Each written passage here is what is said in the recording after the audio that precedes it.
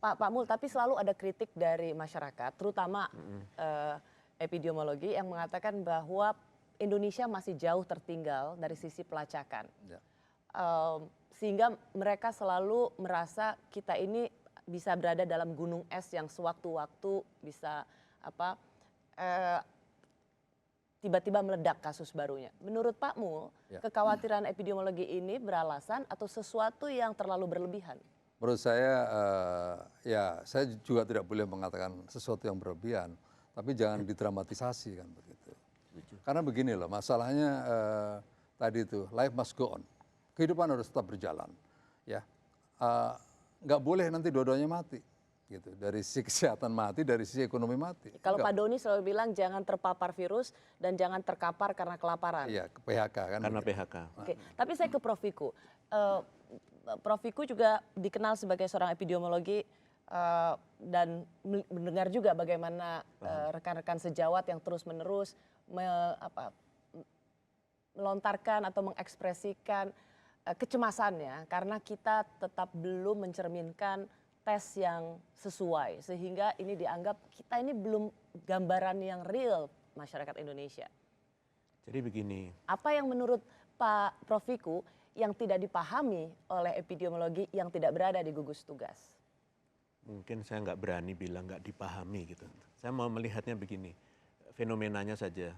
Kalau ini penyakit infeksi dan kita tahu cara menularnya, untuk itu mencegahnya pakai masker, jaga jarak, cuci tangan. Mengapa kok kita harus tunggu kasusnya dari waktu ke waktu naik? Bukankah kita harusnya menilai berapa banyak orang yang melakukan protokol kesehatan dari waktu ke waktu?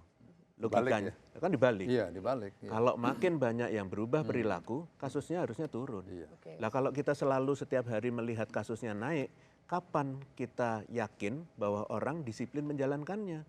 Itu menurut saya mindset yang perlu kita ubah. Kita ubah karena kita ini sudah mau berhadapan dengan ini mungkin forever. Ada vaksin tidak berarti serta-merta terus selesai. Siapa yang produksi, jumlah penduduk dunia begitu besarnya, rebutan nanti. Nah, gitu. Jadi harusnya dilihatnya adalah dari mindset pencegahan, preventif, promotif. Kalau ditungguin kasusnya, dites semuanya, nggak kerja, kerjanya kita adalah ngetes terus. Mereka atas dasar ini Prof. Wiku, tadi yang sudah saya katakan pada Pak Mul bahwa tidak mencerminkan tes yang ideal sehingga tidak mencerminkan kondisi real yang terjadi di masyarakat kita. Ya, kalau kita bilang tidak real karena tesnya juga masih terbatas. Kemampuan kita terbatas. Seluruh epidemiolog kalau suruh melakukan tesnya sendiri mampu nggak? Nggak mampu kita.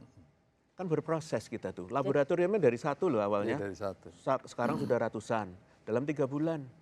Kan kita improve dong. Bahwa kalau kurang ya kurang. Jadi ada situasi yang memang itu berdasarkan kapasitas laboratorium kita. Yeah. Prof, karena gini Pak Mul juga mungkin bisa menambahkan Pak JK mantan Wapres sekaligus Ketua Dewan Masjid Indonesia mengatakan kita pakai masker ini bisa sampai 2-3 tahun lagi sebelum vaksin ditemukan.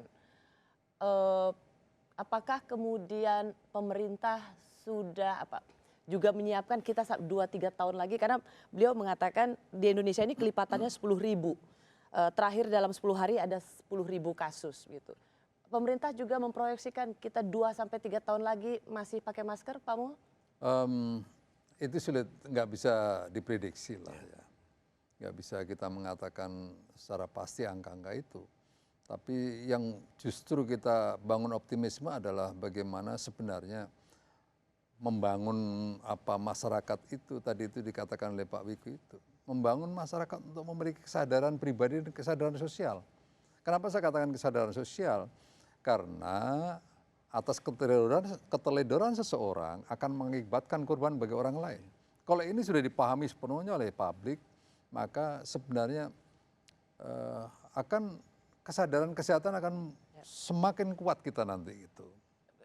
Contoh penting sih masyarakat disiplin, selama ini polisi dan tentara ikut menjaga supaya masyarakat menjalani protokol. Tapi ada juga misalnya contoh-contoh dari pejabat publik, anggota DPRD ditegur supaya pakai masker, tapi yang terjadi dia malah tempeleng orang yang menegur. Saya pikir itu tindakan yang tidak bagus. Saya mesti katakan jujur, jangan seperti itu.